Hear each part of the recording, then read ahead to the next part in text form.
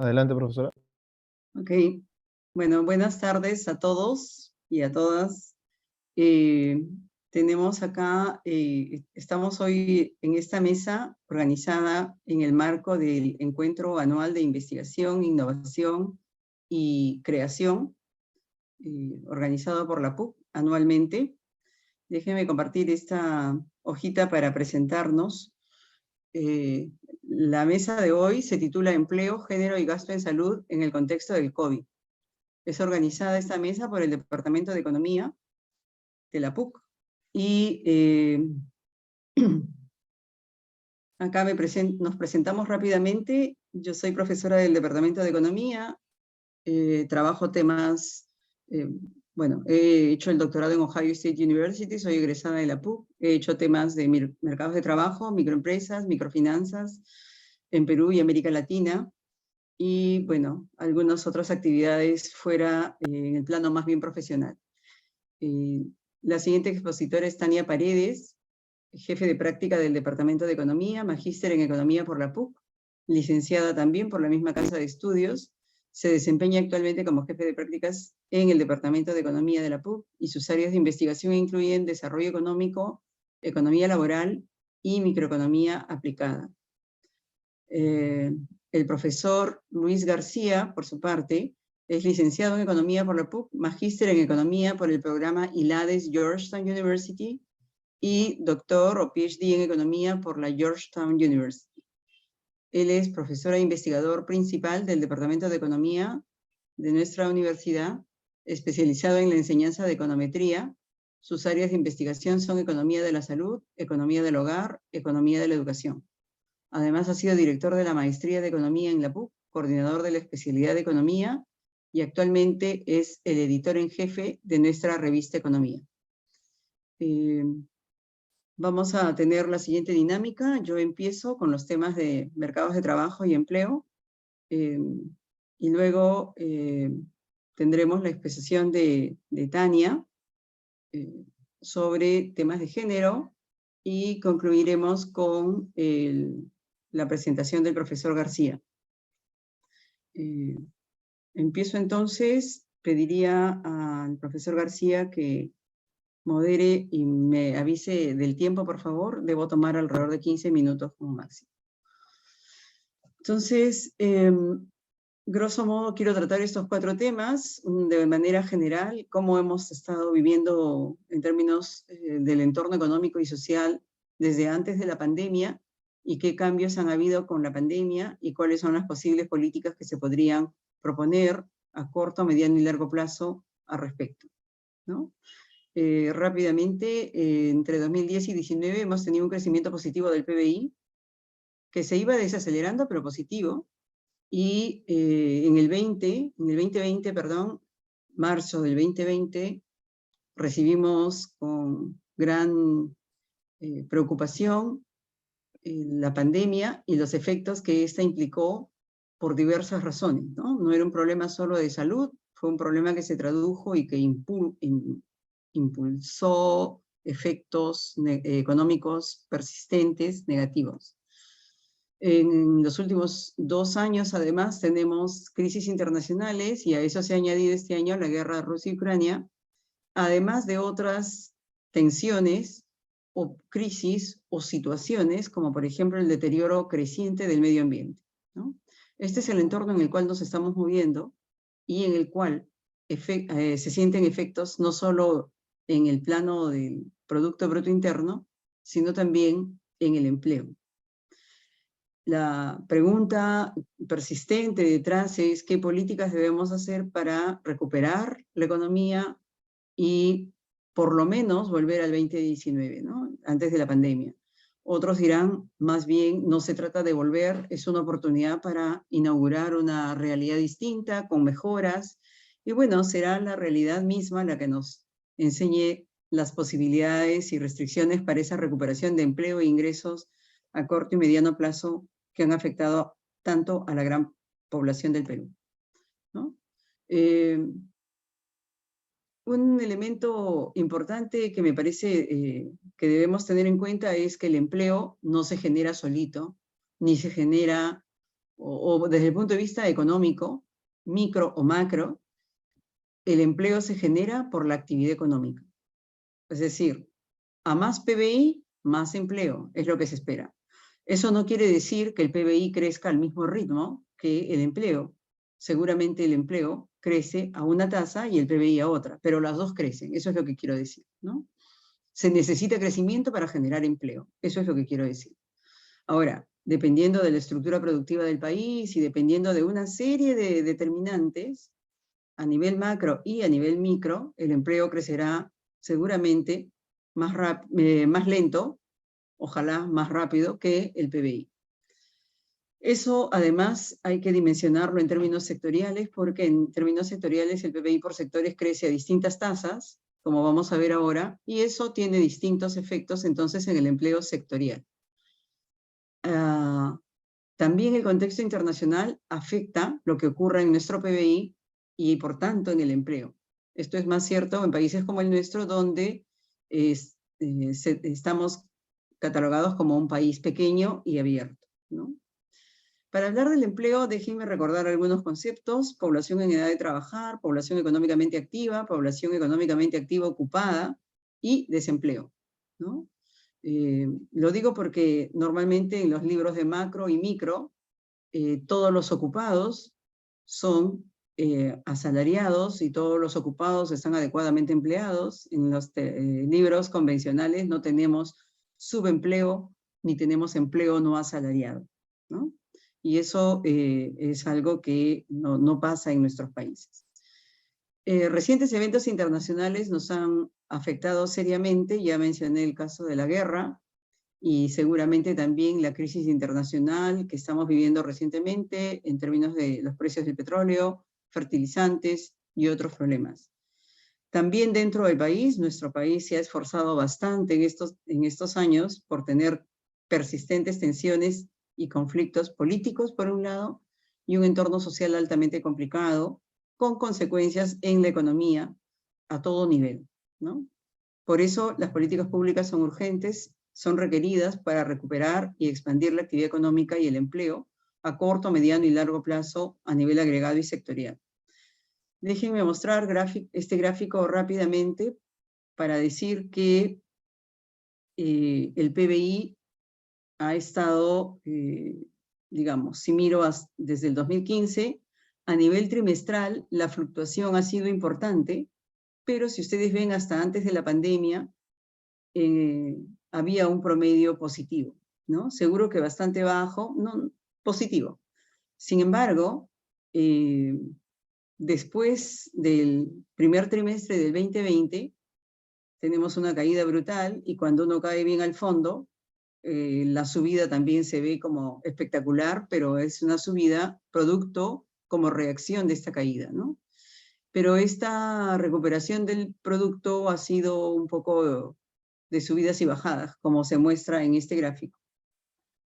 ¿Qué ha pasado con el PBI en relación con el empleo? Este es un gráfico que juega con los ejes a la izquierda y a la derecha, solo para decir que el PBI ha crecido positivamente hasta el 2019, digamos, y que su crecimiento ha estado por encima del crecimiento del empleo, ¿no? Al 2018 el PBI crecía al 1.3% y el empleo al 0.4%. 2019 0.7 para el PBI, 0.5 para el empleo. Y cuando viene en el 2020 la crisis por la pandemia, por lo menos en los primeros trimestres, el producto cae, pero el empleo cae también y cae fuertemente, ¿no? Sin embargo, estas son caídas temporales, digamos, como cayó todo al inicio de la pandemia, y luego hay una recuperación en la segunda mitad del 2020, y en el 2021 observamos otra vez esta tendencia del producto creciendo más rápido que el empleo. Sin embargo, el empleo crece en distintas categorías, ¿no? Aún a nivel agregado, perdón acá un poco los colores, lo único que quiero decir acá es, quiero llamar la atención en primer lugar que la población económicamente, perdón, la población en edad de trabajar, esa fila no ha cambiado significativamente, la población está ahí, ¿no?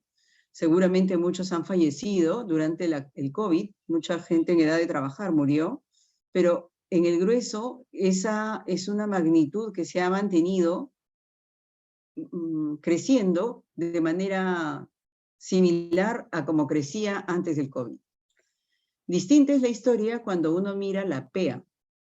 La PEA, en la línea azul, lo que dice es que desde el 2018, trato de poner pocos datos acá, se puede mirar esta tendencia desde atrás, la PEA crecía, la PEA total crecía, en el 2019 creció un poco más, y sin embargo en el 2021, este efecto de la pandemia hace que la población económicamente activa se reduzca.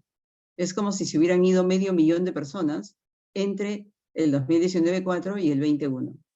En el siguiente trimestre todavía peor, desaparecen casi 6 millones de trabajadores, de trabajadores.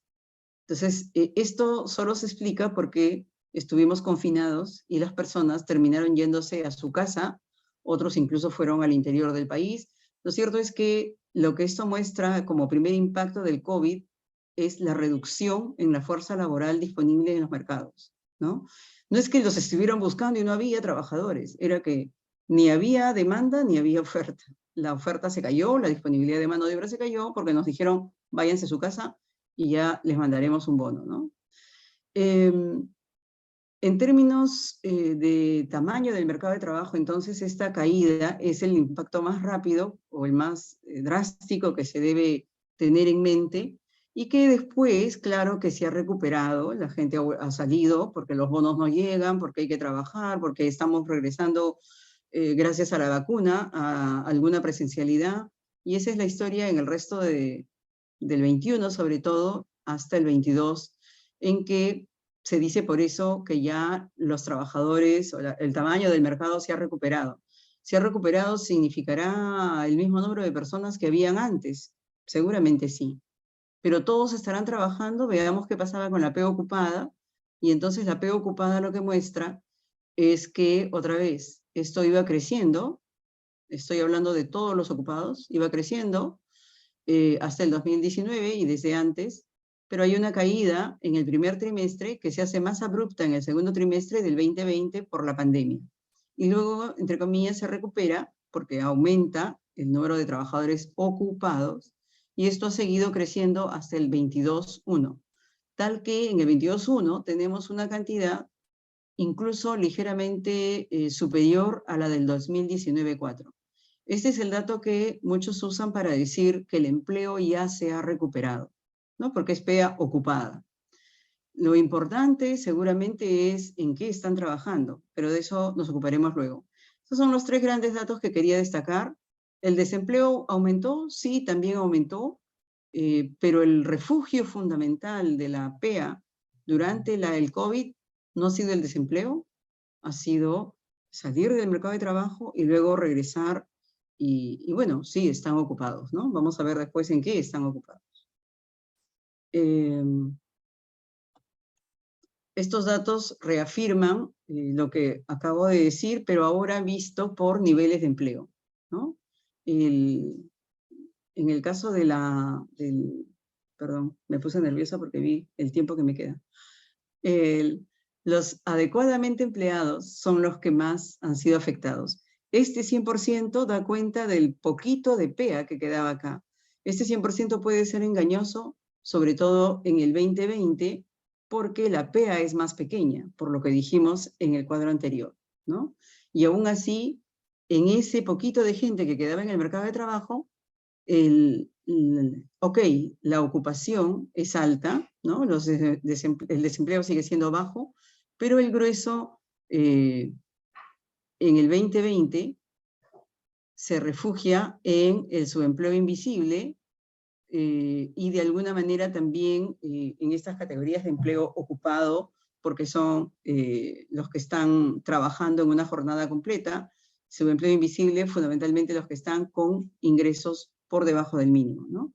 Esa es la categoría que más crece, digamos, el subempleo invisible. Si ustedes lo ven, todo el 2020 es alto, ¿no? Y no se ha recuperado hasta sus tasas históricamente observadas hasta el 2019. Este esquema también se parece al que teníamos antes. Voy.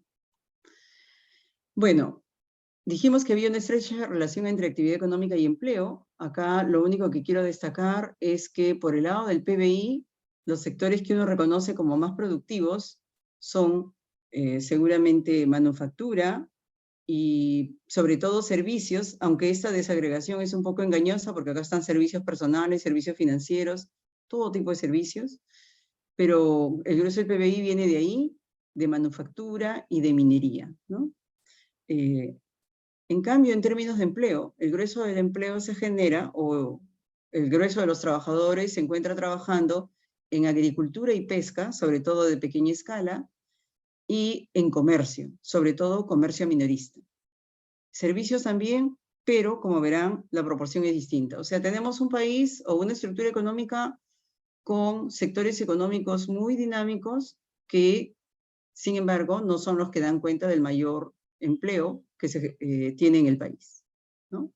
Esos sectores económicos son importantes, ya los he mencionado, y son importantes para tener en cuenta en el diseño de políticas, porque se necesitan políticas diferenciadas entre sectores si queremos generar empleo más o menos sostenible o expandirlo más allá de empleos temporales o de corto plazo, ¿no?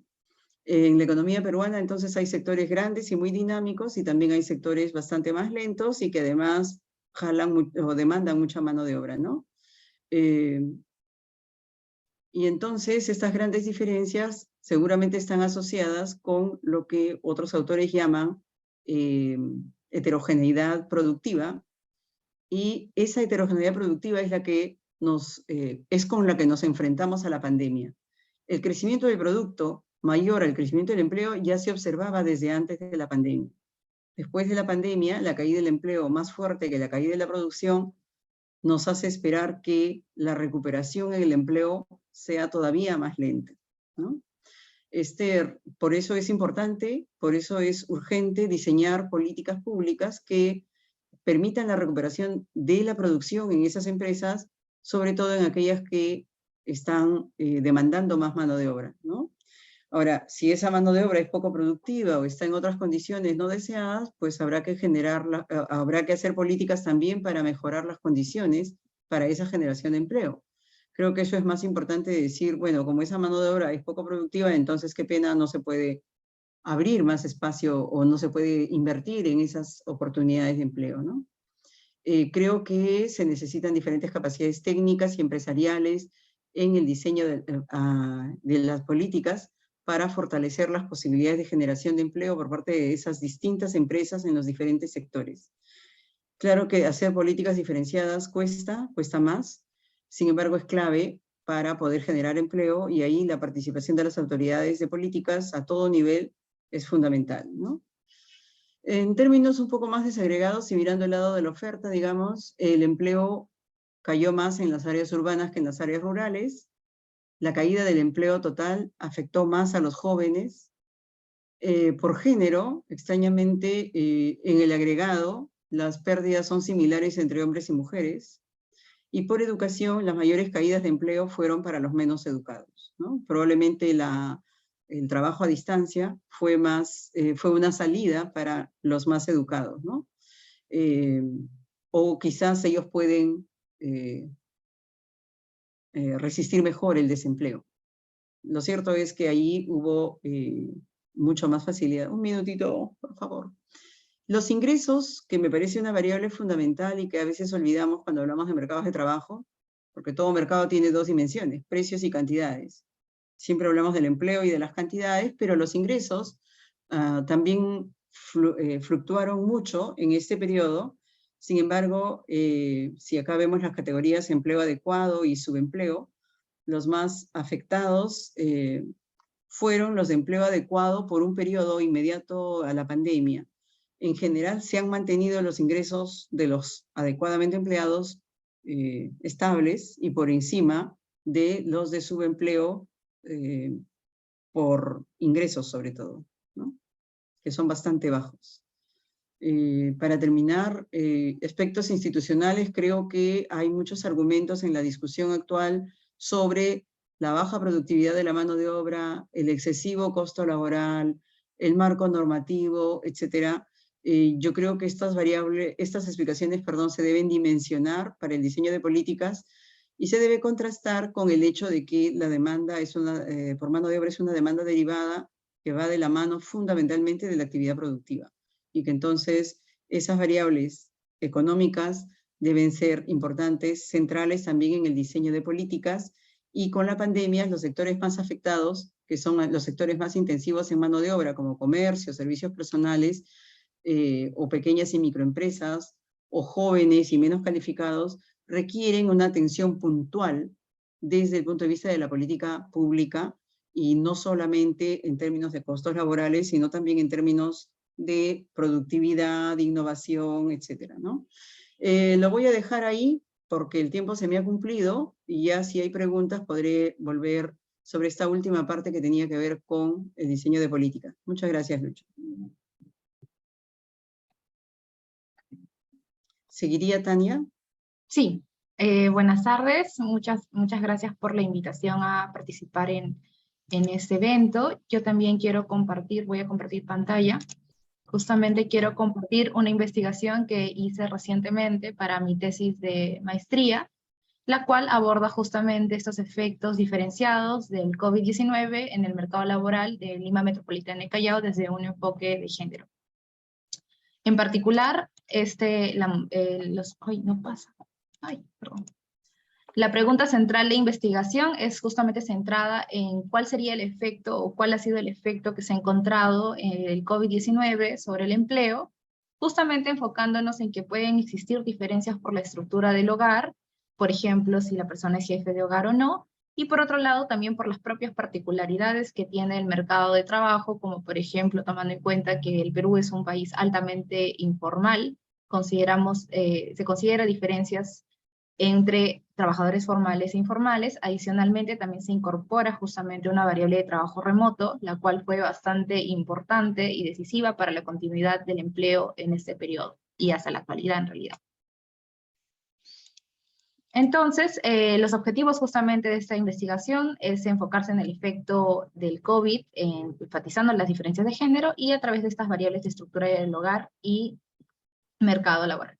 Entonces, quiero partir de algunas estadísticas en torno a cómo puede haber afectado el COVID-19 la vulnerabilidad de las mujeres en el mercado laboral, a diferencia de los hombres, considerando que la tasa de ocupación de la mujer en el mercado laboral fue de 61,6%, mientras que para los hombres fue de 78,3% antes del COVID en el 2019. Por otro lado, que también hacia el 2018 encontrábamos una brecha de ingresos laborales de casi de un 25,9% en términos de ingreso por hora. Adicionalmente que sabemos que existe una distribución desigual en las tareas del hogar, la cual ha sido reportada por la Encuesta Nacional del Uso del Tiempo del 2010, y que principalmente las mujeres son aquellas que se dedican más o están centradas más en el mercado laboral informal.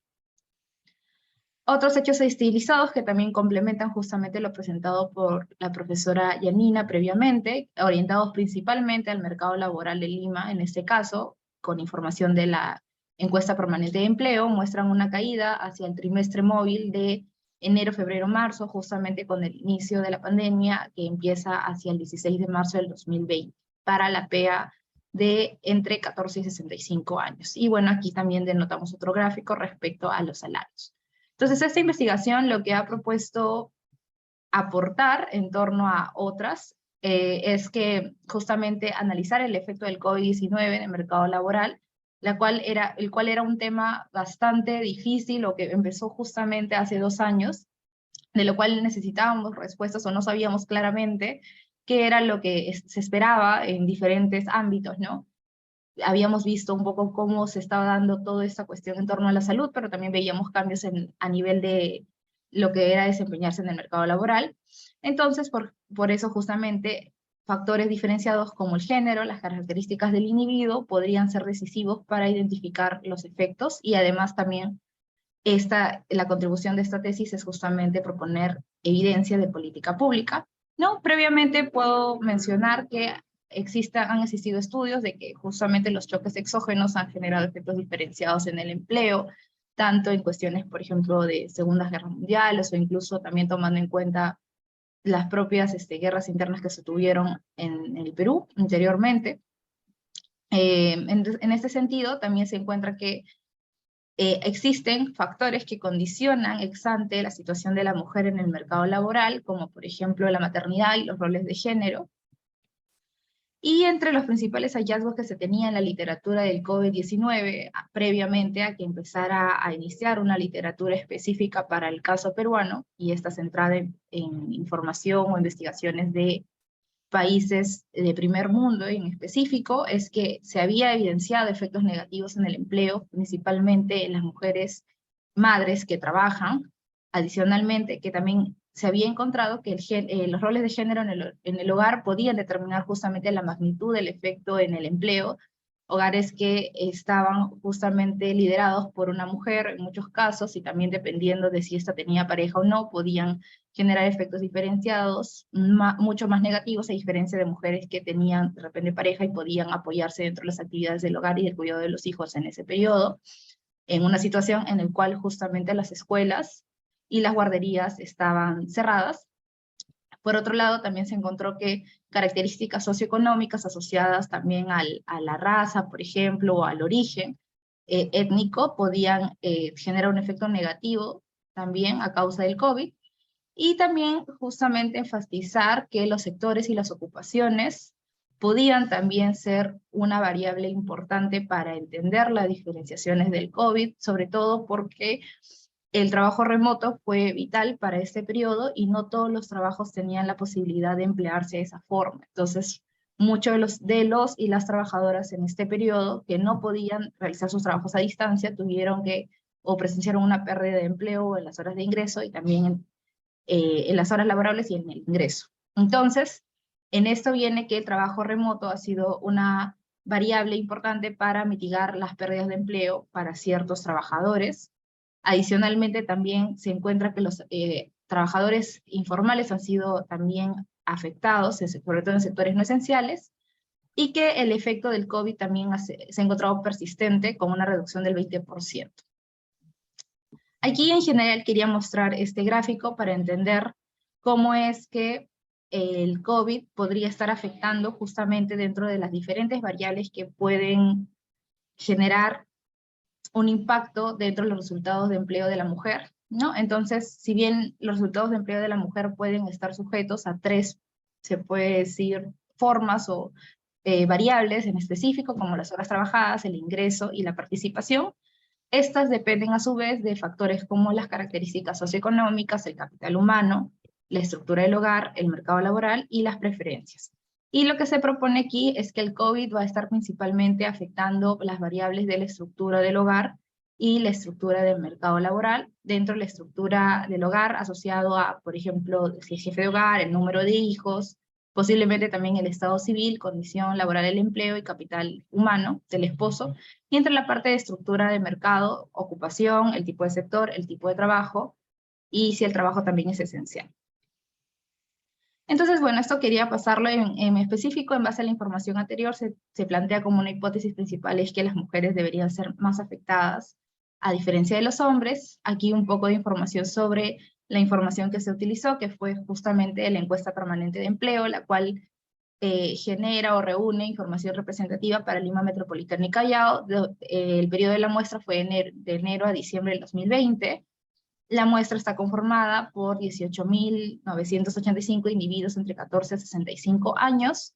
Se incluyeron variables sociodemográficas y de empleos mencionadas previamente, Y para la construcción de la variable trabajo esencial se utilizó justamente la categorización que se realizó durante el año 2020 con las fases de apertura, y el trabajo remoto se utilizó la base de datos ONET para crear una variable de categorización de trabajo remoto, la cual incluía las diferentes intensidades en el uso de las computadoras, del teléfono, del mail, y también la interacción con otras personas.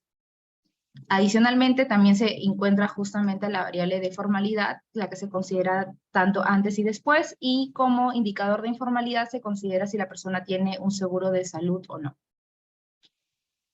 Entonces, aquí un poco la estructura que representa las ecuaciones estimar, se tiene como variable endógena las horas trabajadas a la semana, identificando, tomando en cuenta que existe la variable mujer, el COVID, y principalmente que nos interesa saber cuál ha sido el efecto del COVID si es que una persona es mujer.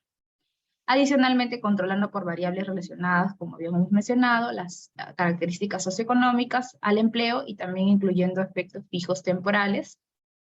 En el caso de los salarios, también se incluyen como variables explicativas también la misma estructura que las horas trabajadas, cambiando que la variable dependiente va a ser el salario por hora de la persona expresado en logaritmos naturales. Y lo que se encuentra principalmente es una caída de las horas trabajadas de la mujer, a diferencia de los hombres, y también qué factores asociados a si la persona es jefe de hogar pueden estar generando efectos negativos también sobre estas horas trabajadas, mientras que, por ejemplo, si es que una persona tiene un trabajo esencial, que era justamente estos trabajos orientados de primera necesidad que no tuvieron ninguna, o no se vieron afectados por cierres en algún periodo, más bien generaron un incremento de las horas de trabajo. Y también para las diferentes caracterizaciones del trabajo remoto, como era el análisis de datos, el uso del mail, se ha encontrado un efecto positivo sobre las horas de trabajo. Así como también si es que una persona se encuentra en el sector formal e informal para el caso de hombres y mujeres. Por otro lado, en el caso de los ingresos, se encuentra también una caída de los ingresos si es que la persona es de género mujer. También se encuentra que la tenencia de hijos menores de 6 años, en este caso, tiene un efecto positivo solamente, ligero, sobre las mujeres, mientras que el trabajo esencial aquí se encuentra que va a tener más bien un efecto sobre el empleo, más bien en los hombres, sobre los ingresos. Y bueno, para ya ir finalizando, quería recalcar justamente que este trabajo, como se ha generado como un aporte, empezó justamente hacia agosto del 2020, y se construyó en base a mucho del contexto y también mucho de la literatura internacional, justamente para diferenciar cuál ha sido el efecto para un país como el Perú. Entonces, de este estudio se destaca que el efecto del COVID ha sido mucho más acentuado en este caso para los hombres, para el caso de Lima y para el caso de la información que se tiene en ese estudio. En el caso de los salarios sí se encuentra que el efecto ha sido mucho más acentuado para las mujeres y que existen efectos diferenciados por las características de los individuos. Y bueno, gracias. Igual también quedo atenta a las preguntas que se puedan presentar más adelante. Okay. Gracias, Lucho, por favor. Muchas gracias, Yanina. Muchas gracias a los participantes por su presencia el día de hoy. Voy a compartirles la pantalla. Un momento.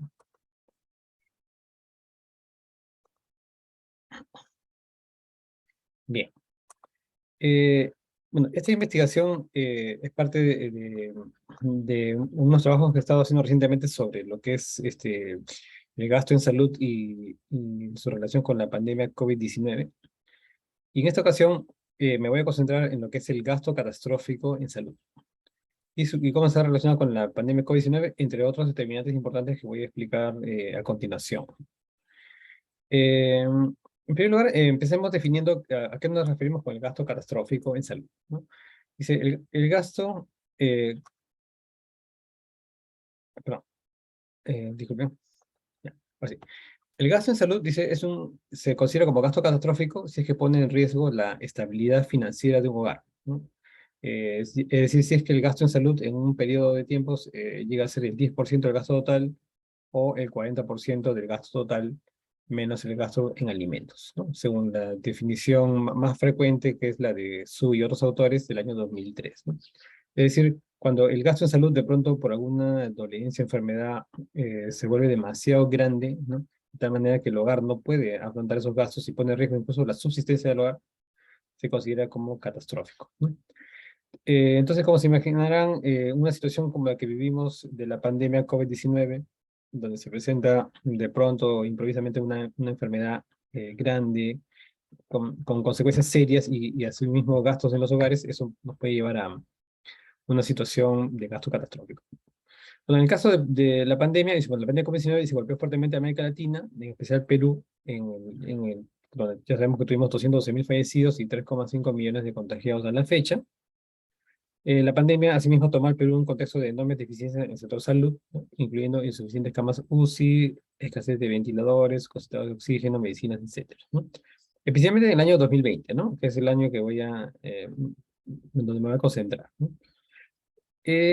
Aunque sabemos que esta situación, digamos, ya para el año 2021 y 2022 un poco que se ha mejorado, ¿no? Pero en el año 2020 la situación nos tomó de sorpresa y tuvimos pocas herramientas para responder. Entonces, la gravedad de esta enfermedad se provocó el internamiento hospitalario de los pacientes, ¿no? En ocasiones los hogares tuvieron que cubrir esos gastos de bolsillo, ¿no? Eso es una experiencia no solamente en Perú, sino en el mundo, ¿no? O sea, muchos hogares tuvieron que, se vieron esa situación. Dice, este paper, ¿no? Que estoy presentando ahorita, dice, estudia los determinantes del gasto catastrófico en salud en el Perú, incluyendo la enfermedad COVID-19 como un factor importante, ¿no? Cabe resaltar que la gran mayoría de papers sobre gasto catastrófico, ¿no? Estudian este problema con regresiones logísticas, con datos en corte transversal, pero digamos, en este caso, en nuestro paper, bueno, mi paper va a contribuir en la literatura en algunos aspectos que considero importantes, ¿no? En primer lugar, utilizaremos no corte transversal, sino datos de panel, ¿no? Usando datos del 2016 al 2020, usando la encuesta nacional de hogares, ¿no? Y donde no va a ser una estimación logística de la convencional, sino más bien lo que se llama el modelo lógico condicional. Luego, otra novedad que incorpora este trabajo es que usa variables rezagadas, ¿no? Cosa que permite los datos de panel, ¿no? Sobre las variables como gasto per cápita y gasto en alcohol, ¿no? Vamos a ver que esto tiene unas contribuciones importantes, ¿no? Se analiza también el impacto del COVID-19 y aparte se incluye algunas variables que normalmente son ignoradas, como por ejemplo el agua y saneamiento. Una breve revisión de la literatura. La literatura nos dice que, bueno, hay una serie de determinantes usuales, ¿no? Tradicionales sobre lo que es el caso catastrófico, tanto en Latinoamérica como en el resto del mundo, ¿no? Donde se destaca, por ejemplo, el rol de los seguros de salud, ¿no? Como mitigadores del gasto excesivo en salud, ¿no? Y de la probabilidad de sufrir gasto catastrófico. La presencia de enfermedades crónicas, que son incrementa esa probabilidad. Los ingresos del hogar, ¿no? Esta variable vamos a discutirla en un ratito. El tamaño del hogar también, pues cuando hay más personas, más probable que alguien se enferme. El número de niños también, el número de adultos mayores son poblaciones un poco más vulnerables en términos de estado de salud, eventos hospitalarios, accidentes y el tipo de proveedor. Existen también, recientemente, ¿no? Ya en los últimos tiempos, algunos estudios todavía, algunos en progreso, sobre cómo se relaciona el gasto catastrófico y la pandemia COVID-19. Indirectamente también existe la literatura que relaciona el agua y saneamiento con el estado de la salud de las personas, ¿no? Aunque nunca se ha relacionado agua y saneamiento con salud, directamente con gasto en salud, ¿no? O sea, se ha relacionado con la salud, pero no con el gasto en salud, ¿no? Y menos con el gasto catastrófico, ¿no? Bueno, en este trabajo estamos un poco innovando por ese lado. Por otro lado, la literatura suele usar, como mencionaba, el ingreso del hogar contemporáneo o quintiles como regresor, ¿no? En donde se observa en la mayoría de los trabajos esta relación, ¿no? Que mayor ingreso está relacionado con mayor probabilidad de subir gasto catastrófico en salud, ¿no? Como, digamos, dando a entender que el gasto catastrófico se presenta con más frecuencia en las personas de ingresos altos, ¿no? Bueno, vamos a ver que eso puede no ser correcto. Y también, bueno, otra cosa que innova este trabajo es que se incluye, en este caso incluye el consumo del alcohol, ¿no? Sí hay trabajos que muestran que el consumo del alcohol puede afectar en la, mm, la probabilidad de sufrir accidentes, ¿no? Pero también sabemos que, bueno, estos accidentes pueden derivar en gastos excesivos, ¿no? No, pero entonces la conexión entre este hábito de consumo y sufrir gastos catastróficos no ha sido nunca analizado, ¿no? En este caso vamos a mencionar algo sobre ese aspecto. Sobre los materiales y métodos que se han usado, se usa la Encuesta Nacional de Hogares, Nuevo Panel 2006-2020 de Perú. En este caso vamos a definir gastos catastróficos solo cuando supera el 30% del gasto hogar neto de alimentos, ¿no? No vamos a tomar el 40%, que es lo más frecuente. Hay también trabajos que toman,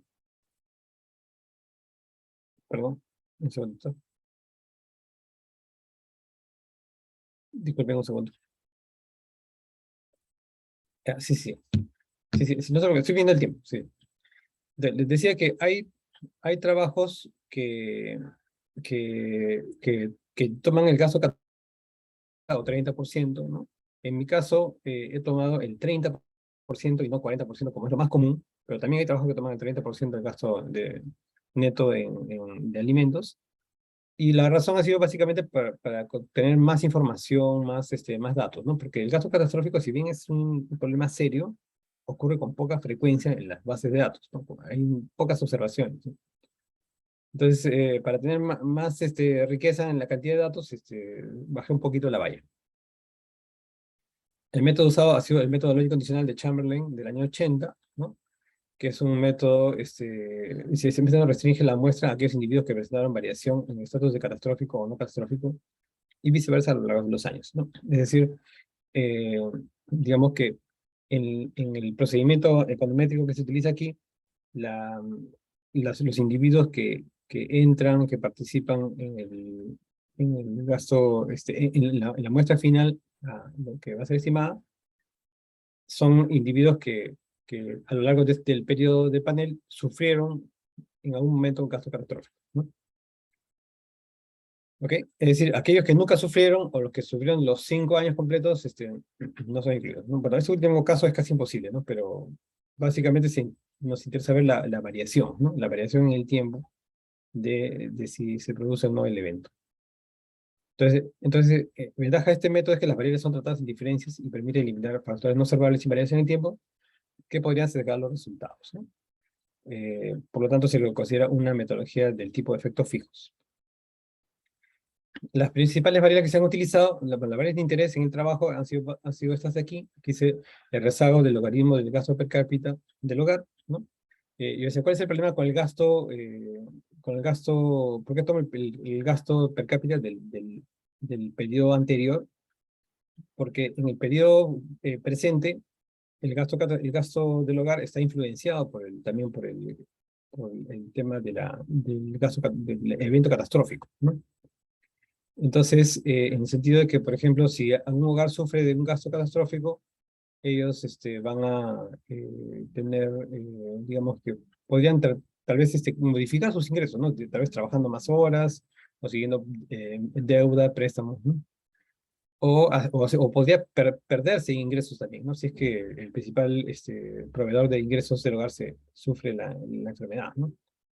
Entonces, eso hace que el gasto en el mismo periodo no sea un buen indicador, ¿no? Para ver qué es lo que ocurre, como un determinante, ¿no? De la probabilidad de sufrir gasto catastrófico, ¿no? En el caso de las bebidas alcohólicas, lo mismo, ¿no? O sea, se toma del periodo pasado. ¿Por qué el periodo pasado? Porque el periodo pasado muestra el hábito normal de ese hogar, ¿no? Dado que en el periodo presente, ante un evento catastrófico, obviamente uno va a ver una reducción en el caso del gasto de bebidas alcohólicas, ¿no? Entonces, si yo incluyera, por ejemplo, como regresor a bebidas alcohólicas, me saldría con el signo opuesto a lo esperado, ¿no? Uno esperaría que mientras más se consume alcohol, más riesgos corres y más gastos, ¿no? Pero más bien cuando uno incluye en el tiempo presente sale con el signo opuesto, ¿no? Lo cual no está bien. Un acceso a agua, como ya lo mencioné, número de personas que sufren COVID-19, ¿no? Y aseguramiento del hogar. También se incluyen otras variables como controles. Acá están los resultados principales. Eh, Tengo, bueno, se hizo la estimación por 3 métodos, pero el método del lógico condicional de Chamberlain es la tercera columna, en este caso, y lo que se encuentra es justamente lo que se esperaba, ¿no? En el caso de del gasto per cápita, el gobierno de gasto per cápita aparece con signo negativo. Ok, gracias. Que es signo negativo, lo que significaría que los hogares de más ingreso tienen en sí una menor probabilidad de sufrir caso catastrófico, ¿no? O de los de menos ingreso tienen una mayor probabilidad de sufrir caso catastrófico, ¿no? Cosa que es, digamos, entendible y razonable, ¿no? Digamos, los de ingresos más bajos, más pobres, estarían como que más expuestos, ¿no?, a correr riesgos que los lleven a gastos grandes. En el caso de las bebidas alcohólicas, con el Logit me sale con signo positivo, ¿no?, del periodo anterior, lo que indica que hogares donde se presenta un alto gasto en alcohol puede llevar a futuro a tener gasto catastrófico fuerte, ¿no? Esto que se ve aquí son los efectos marginales, ¿no?, sobre la probabilidad de sufrir caso catastrófico, ¿no? Entonces, esto incrementaría en 3 puntos porcentuales la probabilidad de sufrir caso catastrófico, ¿no? Ahora, en el caso de los seguros es interesante porque aparece que el seguro del SIS y seguro de salud tienen signo negativo, o sea, es decir, ellos en más o menos en similar medida reducen la probabilidad de sufrir caso catastrófico. El acceso al agua también, notablemente, un 13 puntos menos, ¿no? Y fíjese aquí abajo, en lo que es pacientes con COVID-19, se incrementa en 20 puntos, o sea, la probabilidad de sufrir caso catastrófico, ¿no? Es decir, ahí se siente el golpe fuerte, ¿no?, de la enfermedad sobre la probabilidad de que un hogar caiga así en esta situación tan terrible de sufrir gasto catastrófico, ¿no? Bueno, esto es lo que acabo de comentar justamente ahorita en palabras. Y luego se hizo una desagregación de la muestra en lo que es eh, primero entre si el jefe de hogar es hombre o mujer, si se trata de una población que durante los 5 años nunca fueron pobres, o que sí fueron pobres en alguno de los periodos, lo que los vuelve o pobres o vulnerables, y urbano-rural, ¿no? Entonces, en las desagregaciones se llegó a observar que el efecto, el efecto negativo del gasto per cápita se mantiene, ¿no? Acá está lo que está en recuadro rojo, tanto en lo que es jefes hombres, nunca pobres y urbanos. En el caso del gasto en alcohol, se mantiene también cuando el jefe es hombre, no así cuando el jefe es mujer, en los que nunca fueron pobres y en zonas rurales. En el caso del seguro del SIS, y tiene importantes impactos negativos, ¿no? Sobre todo en el caso, resalto aquí el caso de cuando el jefe es mujer, ¿no? De 18 puntos menos de posibilidad de sufrir gasto catastrófico, ¿no?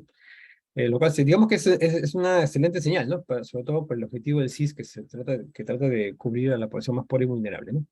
Lo mismo se ve aquí, ¿no? En el caso de población pobre y vulnerable, tiene 16 puntos menos de posibilidades de sufrir gasto catastrófico, y en zona rural también, ¿no? La salud se debilita un poco con al hacer las desagregaciones. Los otros seguros no se ven ningún efecto significativo. El acceso al agua también, en prácticamente todas las desagregaciones, muestra un efecto negativo y significativo, ¿no? Y el número de pacientes con COVID incrementa fuertemente. Observen aquí los porcentajes, por ejemplo, en 24%, 24 puntos porcentuales cuando el jefe de hogar es mujer, o acá hasta 56, ¿no? En el caso de los que nunca fueron pobres y de pronto alguien sufre o más gente sufre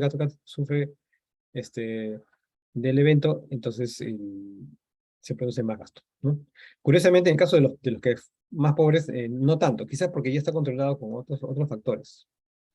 Y en el caso de urbano y en las zonas urbanas también, ¿no? Se observa más fuerte este impacto que en lo que es zonas rurales, el impacto de COVID-19. Bueno, esto que está aquí es que ya lo dije en palabras, así que voy a pasarlo. Bueno, me pasan las conclusiones. En las conclusiones, les digo, los resultados obtenidos con las principales covariables, ¿no? Número de adultos mayores, personas de enfermedades crónicas, número de miembros del hogar, coinciden con la mayoría de los estudios sobre gasto catastrófico en salud. La pandemia COVID-19 afecta positivamente, pero se requiere estudios más profundos para explicar la ausencia de efectos a los más pobres, ¿no? A eso me refiero al efecto que está aquí, ¿no? Este efecto de aquí, ¿no? Es como que los más pobres también sufrieron de COVID, pero el gasto no se incrementó tanto. O sea, uno puede soltar quizá algunas hipótesis, ¿no? De por qué no se daría este efecto en esta casilla aquí, ¿no? No sé, por ejemplo, digamos que el gasto catastrófico se presenta sobre todo cuando el hogar tiene que gastar y mantener a su familiar vivo durante semanas, ¿no? Hasta que logra pasar el evento de la enfermedad, ¿no? En caso contrario, la persona y muere rápidamente, ¿no? Si es que la persona muere muy rápidamente, obviamente no va a haber mucho gasto ahí, ¿no? Quizás esa sea una de las posibles explicaciones, pero todavía eso requiere otro tipo de investigaciones más profundas por ese lado, ¿no? En el caso de seguro integral de salud, es importantísimo, ¿no? O sea, tiene efectos en reducir la posibilidad de sufrir gasto catastrófico, ¿no? No quiero decir que no pasó nada, no, sí, quizás, o quizás el mismo CIS mitigó ese efecto en los pobres, ¿no? Y también por eso que el pobre no sale significativo, ¿no? Y la idea de incluir rezagos tanto del gasto per cápita para mostrar el verdadero estado de socioeconómico, de ingresos del hogar, y también lo de las bebidas alcohólicas, como una muestra de los patrones de consumo y hábitos del hogar, ¿no? Han funcionado perfectamente tal como se sospechaba, ¿no? Y bueno, esas son básicamente las conclusiones. Bueno, aquí les dejo mi correo si es que alguno de los presentes desde escribirme o intercambiar ideas, yo estaré listo a responder. Muchas gracias. Muchas gracias a los tres. Y pasemos ahora a un breve intercambio de ideas. No veo preguntas en el chat, no veo comentarios de parte de los participantes. No sé si se animan, pero mientras tanto podríamos, quizás entre nosotros, si hay alguna pregunta. Por ejemplo, de tu trabajo, Lucho, ¿hará diferencia el tipo de hogar o el tipo de jefe de hogar en estos resultados que nos has mostrado? Hogares con jefas de hogar mujer, a lo mejor está correlacionado de alguna manera con una mayor probabilidad de tener un hogar en problemas de catástrofe, o no. No sé qué dirá Tania al respecto, se me ocurre, ¿no? Esa pregunta. Sí, en el caso del caso de las mujeres, ya, lo que ocurre es que cuando yo hice mi estimación para la muestra completa, antes de desagregar, la muestra completa, la variable sexo del jefe de hogar no podía incluirse la regresión por efectos fijos, ¿no? Porque por ser invariable en el tiempo, o sea, como no cambia en el tiempo, no presenta variación, entonces no se presentaba observaciones, ¿no? Pero al hacer la desagregación como dos poblaciones, ¿no? Población de hogares con jefe hombre y jefe mujer, ahí sí se observan algunas diferencias, creo que resaltables, ¿no? No sé si me permite compartir un segundito. Aquí, ¿no? En esta tabla, ¿no? Donde acá tienes, por ejemplo, ¿no? Jefe hombre, jefe mujer. En el caso del jefe hombre, las principales variables se cumplen como uno esperaba. En el caso de jefe mujer, por ejemplo, estas del alcohol no tienen mayor incidencia, ¿no? El consumo de alcohol del hogar sobre incrementar o no incrementar. Aparentemente eso debe ser bajo, ¿no? Muy poco. Y ¿cómo se llama? Lo que es el mismo gasto de los hogares, o sea, ya sea hogar rico, hogar menos rico, mediano o más pobre, no afectaba aparentemente, ¿no? Cosa así es muy claro en caso con los jefes hombres, ¿no? Después, otro resaltable acá es el impacto del CIS, ¿no? El CIS parece ser muy útil.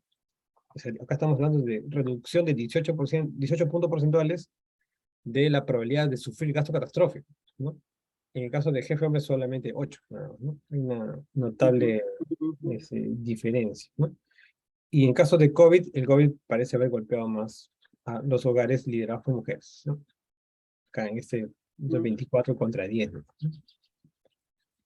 Esa es la diferencia por género que podría mencionar.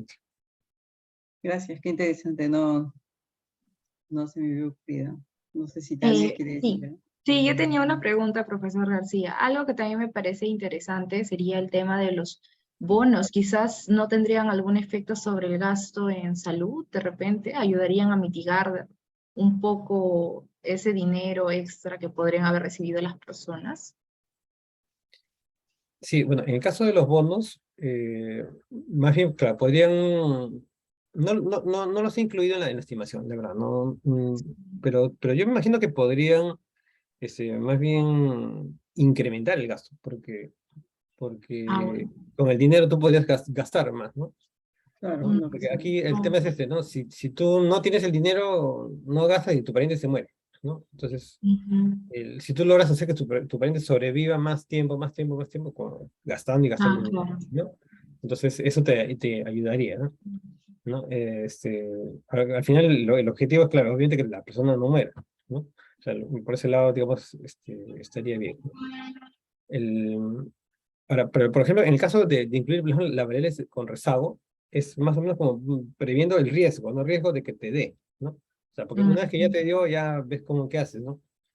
Pero tratando de ver por el lado del riesgo, ahora, no sé, de repente si sería de repente, no lo había pensado, pero de repente incluir transferencias del Estado en el periodo pasado, de repente quizá ahí se podría ver si es que eso incrementa o reduce el riesgo, ¿no? De caer en este tipo de gastos. Ujú, ujú. Ok, Sí, gracias. Ahora, yo Interesante. tenía una pregunta para ustedes que han visto el tema de empleo. sí, sí. No sé si se me pasó, pero no vi la parte de entre los problemas recientes, el tema de la migración venezolana. ¿Cómo afectaría? Porque justo llegó antes de la pandemia, ¿no? Entonces, ¿cómo se relaciona ahí con... Bueno, para no tomar mucho tiempo, de mi parte yo diría que esto es recogido también en esa expansión del empleo, que en realidad ya venía desde antes del COVID, ¿no? Quizá el tipo de flujos era distinto, pero la migración venezolana se inserta como parte de la oferta laboral. Cuando vemos la disponibilidad de mano de obra, salvo que hagamos el análisis por lugar de nacimiento, no se diferencia, simplemente están ahí, están en un hogar, entran en el muestreo, digamos, del ENAO, ¿no? Entonces, están recogidos en esta distribución por niveles de empleo y complementando los datos que presenté con los que presenta Patricia Vera y otros en los estudios sobre migración específicamente, diríamos que ellos han entrado sobre todo al subempleo por ingresos o al empleo informal, como le llama Tania, ¿no? O sea, eh, es un tipo de inserción laboral bien peculiar. O quizás es lo típico, más bien, ¿no? Lo más frecuente que ocurre en la economía. Se puede explicar de diversas maneras. Puede ser que las primeras oleadas eran más calificadas y ahora no. Puede ser que incluso antes de la pandemia, la entrada de los migrantes a estos estratos era por las bajas barreras a la entrada y la rapidez con que ellos necesitaban generar sus ingresos. Y lo que se dice en algunos estudios es que la migración venezolana no ha tenido efectos negativos en el empleo, por lo menos en las áreas urbanas, y creo que la explicación tiene que ver con que ha aumentado el empleo, ¿no? O sea, se han insertado rápidamente a esto que llamamos empleo informal, o yo prefiero llamarle subempleo, al subempleo por ingresos, pero si miramos las dos variables, ok, aumentó el empleo, pero no aumentó el ingreso. Más bien, incluso antes de la pandemia, ese ingreso promedio de los subempleados por ingreso se mantenía significativamente bajo.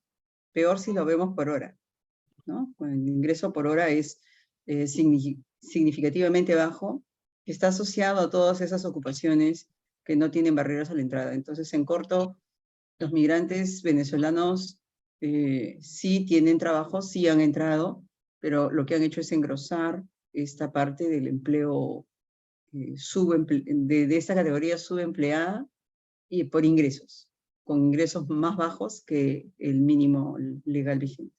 Esa sería mi respuesta.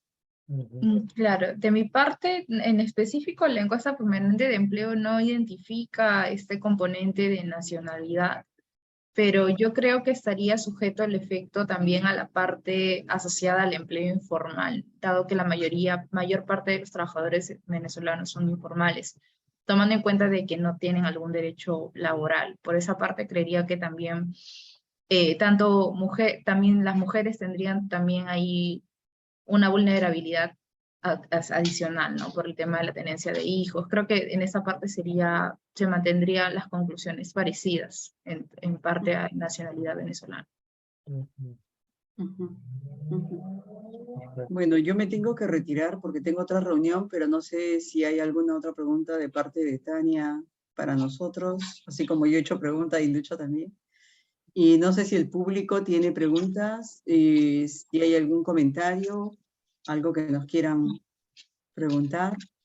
El evento en principio está pactado hasta las 5, son 5:05, y si no, depende de ustedes, cerramos acá, creo. Sí, bueno, creo que no hay preguntas, no he visto preguntas en el chat tampoco. Ujú. Sí. Bueno, de todas maneras, muchas gracias. Siempre es un aprendizaje escucharnos y ver distintas aproximaciones a problemas económicos similares, y me gustaría mirar sus trabajos por escrito también para seguir aprendiendo, y yo haré lo mismo, ¿no? Eso. Muchísimas gracias de mi parte, y gracias también al público que está ahí. No sé si tú consideras, Lucho, que nos quedamos más tiempo o ya. No sé, está aquí el señor, era Alex, ¿no? Creo que, Sí, creo que estamos con el tiempo. sí, creo que ya, Sí, ya, ya podemos dar por terminado, sí. Ok, perfecto. Entonces, gracias a todos, gracias Wilfredo Castillo, y gracias a todos los que nos han acompañado hoy día. Sigan atentos a los eventos, los invito a visitar la página de la universidad en el encuentro, y también a la página del Departamento de Economía de la PUC. Buenas tardes. Gracias. Buenas tardes. muchas gracias también. Gracias.